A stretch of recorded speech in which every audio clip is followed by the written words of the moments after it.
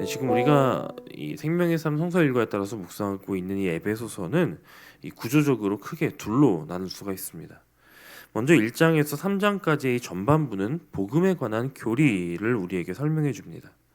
그리고 4장부터 6장까지는 그 복음에 따른 올바른 삶의 규범이 무엇인가, 그리고 어떻게 실천하며 살아야 하는가에 대한 실제적인 지침이 담겨 있는 그런 구조로 나눌 수가 있습니다.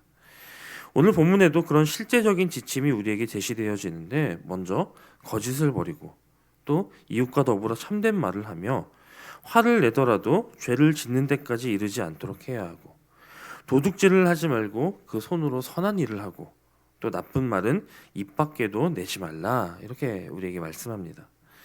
이러한 일들을 우리의 삶 가운데 실천함으로써 우리 안에 계시는 성령님이 근심하는 일이 없도록 하라라고 권면하면서 함께 이를 적극적으로 실천해서 서로를 친절히 대하고 불쌍히 여기며 하나님께서 그리스도 예수 안에서 우리를 용서해 주신 것과 같이 우리도 서로를 용서해야 한다, 이렇게 말씀해주고 있는 그런 내용입니다. 사실 우리는 이런 말씀을 대할 때에 이런 말씀들이 굉장히 낯설거나 아니면 이해가 되지 않는 그런 어려움을 겪지는 않습니다. 우리가 모두 익히 알고 있는 내용이고 또 당연히 그리해야 한다라고 생각하여지는 그런 말씀들입니다. 다만 이처럼 아는 내용을 우리의 삶 속에서, 내 삶에서 실제로 실천하며 사는 것, 이것에 대해서는 종종 어려움을 겪곤 합니다. 그렇다면 오늘 말씀에서 권면하는 바를 어떻게 해야 우리가 아는 데서 그치는 것이 아니라 우리의 삶에서 실천하며 살 수 있는가, 이것을 생각해 본다면 그것은 우리가 어떤 존재로 변화되었는지를 계속해서 마음속으로 되새기고 기억하고 깨닫는 데서부터 출발한다라고 말할 수 있을 것입니다. 우리는 그리스도를 믿음으로 말미암아 우리 안에 인격적인 성령께서 함께 하시는 그런 존재가 되었습니다. 지금도 성령은 우리 안에 계시며 우리는 그렇게 하나님을 내 안에 모신 거룩한 성전으로서 이 땅을 살아가게 되었습니다. 이 사실을 날마다 기억하는 것이 중요하다는 것이죠.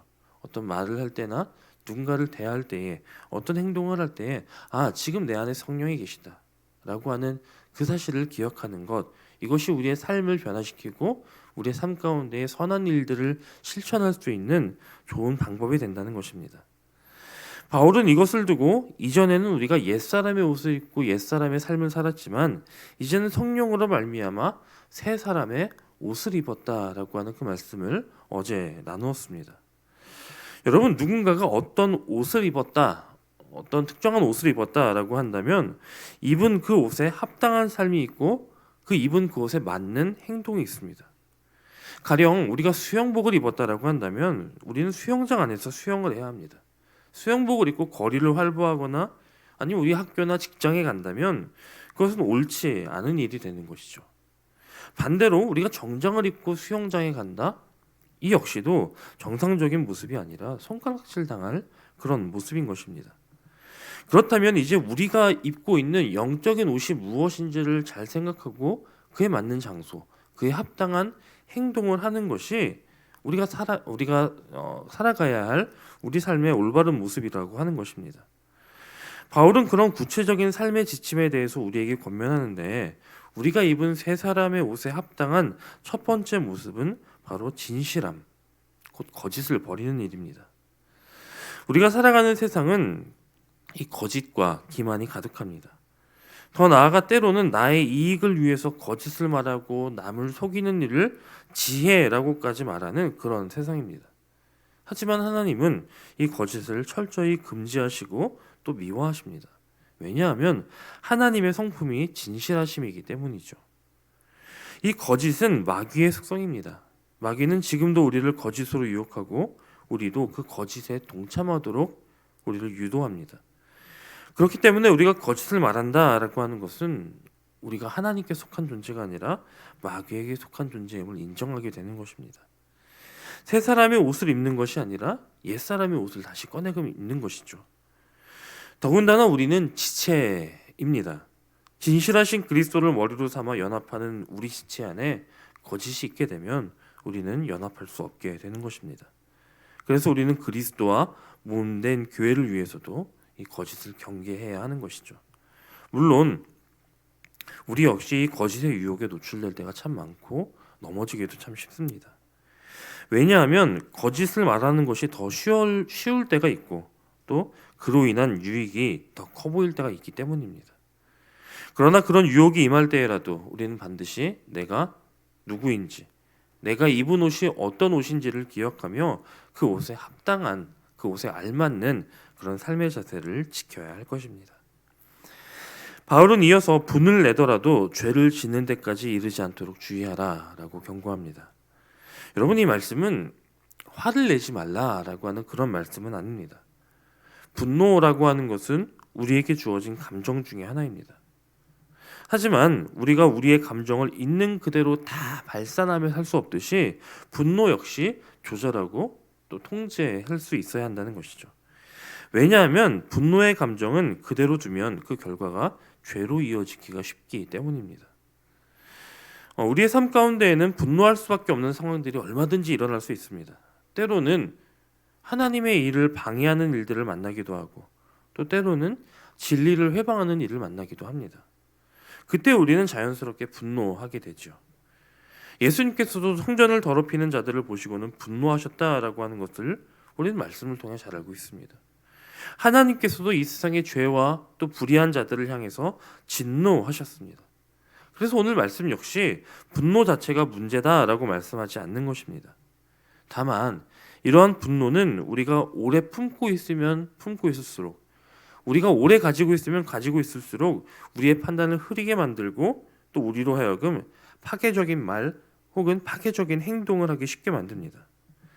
설령 우리가 죄에 대해서 정말 올바른 분노를 했다 할지라도 그 분노를 내 마음속에 오래 품고 있다면 그 분노는 그 감정 자체로 내 속에 깊이 뿌리내릴 수도 있습니다. 그러면 그때 우리는 파괴적인 행동을 할 뿐만 아니라 우리의 내면이 황폐되어지는 그런 경험을 하게 되는 것이죠. 그러므로 우리는 이 분노의 감정을 빨리 해결해야 합니다. 이것이 중요합니다. 우리의 마음의 분노가 정말 자리 잡고 앉기 전에, 뿌리를 내리기 전에, 그리고 그로써 생긴 틈에 마귀가 들어와 우리를 주장하지 못하도록 우리는 이 분노를 잘 조절해야 하는데, 저는 개인적으로 이 분노를 조절하는 가장 좋은 방법은 역시 기도라고 생각합니다. 사랑하는 여러분, 여러분은 여러분을 화나게 하는 그 무엇인가를 가지고 기도해 보셨습니까? 하나님께 여러분이 지금 분노하는 그 이유와 또 지금 여러분이 가지고 있는 그 감정을 솔직하게 아뢰어 보셨습니까? 우리가 우리 하나님 앞에, 우리의 기도를 들으시는 하나님 앞에 기도함에 있어서 아뢰지 못할 것은 없죠. 우리는 하나님 앞에 그저 거룩한 말씀만 혹은 좋은 것들만 말씀드리고 구하는 것이 아니라 때로는 우리 내면에 있는 어떤 부정적인 것이라도 주님 앞에 솔직하게 아뢰할 수 있어야 합니다. 분노의 이유를 가지고 여러분을 분노케 하는 그것을 가지고 한번 아뢰어 보십시오. 하나님 앞에서 기도로서 이것이 맞냐고 거룩하게 분노해 보십시오. 여러분, 이것은 하나님께 분풀이하라라고 드리는 말씀이 아닙니다. 성경은 여러 곳에서 심판을 하나님께 맡기라라고 우리에게 말씀합니다. 우리가 분노하고 있는 그 대상에 대해서 내가 직접적으로 무엇인가를 하는 것이 아니라 하나님께서 일하실 것을 기도와 간구로 아뢰는 것입니다. 하나님, 제가 억울한 일을 당했습니다. 옳지 못한 누군가를 만났습니다. 이 일의 모든 것을 아시는 하나님께서 일하여 주십시오. 아뢰이며, 하나님은 심판하신 하나님이시니까, 하나님은 모든 것을 아시는 하나님이시니까 그 하나님을 의지하며 기도하는 것이죠. 그때 하나님은 우리 안에 있는 그 분노를 다스릴 지혜도 주시고 또 우리에게 평안한 마음도 주실 것입니다. 이 방법으로 여러분 안에 있는 어떤 분노도 다스릴 수 있는 그 지혜를 얻기를 소원합니다. 바울은 세 번째로 도둑질하지 말라라고 말씀합니다. 이것은 우리가 이 땅에서 함께 살아가는 이웃들을 향한 선한 관계의 표현이기도 합니다. 우리가 도둑질을 함으로써 누군가에게 피해를 입히는 그것은, 다른 사람에게 피해를 입히는 그것은 내 이웃을 내 몸과 같이 사랑하고 또 하나님을 섬기듯 그를 섬기라라고 하시는 그런 주님의 말씀을 어기는 일이 되죠. 하지만 바울은 이 말씀에서 단지 피해를 입히지 말라라고 하는 소극적인 차원의 이웃사랑을 이야기하는 것이 아니라 더 나아가서 선한 일을 함으로써 더 적극적인 이웃사랑을 실천하라라고 말씀합니다. 우리의 손으로 열심히 수고해서 얻은 그것을 가지고 우리만 만족하며 사는 삶이 아니라 그 손으로 열심히 봉사하고 섬김으로써 그리스도 안에서 연합한 지체가 되는 우리의 성도들과 또 이웃들을 위해 열심히 선한 일을 행하며 그로써 하나님의 사랑과 은혜를 베풀며 살아가라라고 하는 것이 거룩한 새 옷을 입은 우리가 살아야 할 모습이라고 하는 것이죠. 바울은 이와 같은 우리의 행동뿐 아니라 우리의 말 역시 더러운 말이 아닌 덕을 세우는 말로 새 사람에 합당한 말을 하라라고 권면합니다.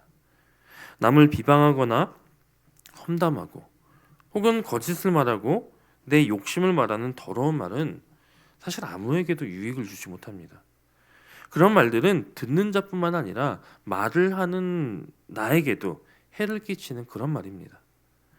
우리는 이러한 더러운 말을 버리고 다른 사람을 격려해주고 북돋아주고 세워지는 말을 함으로써 지친 자에게는 힘을 주고 낙심한 자에게 그 마음을 위로해주며 또 다른 사람을 힘있게 세워주고 무엇보다 하나님의 영광을 돌려드리는 하나님의 영광을 나타내는 그런 덕스럽고 은혜를 끼치는 말을 해야 한다라고 권면하는 것입니다.